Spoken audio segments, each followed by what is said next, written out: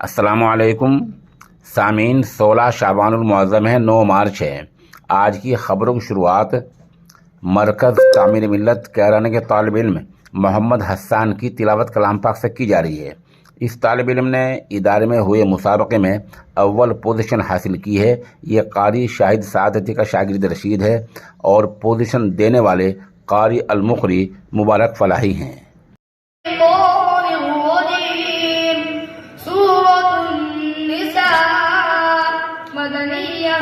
इस सूरत में 200 आयतें और 24 रुकू है।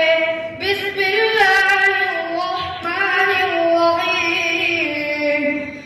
या अय्युहन्नास इत्तक़ू रब्बकुमुल्लज़ी खलक़कुम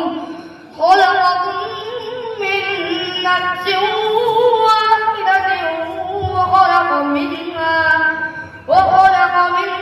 زوجها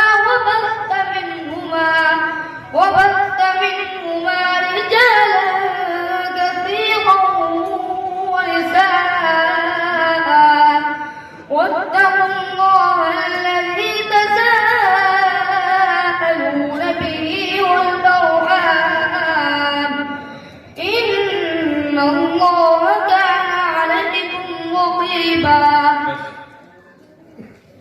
पारा नंबर 5 रुकू नंबर 13।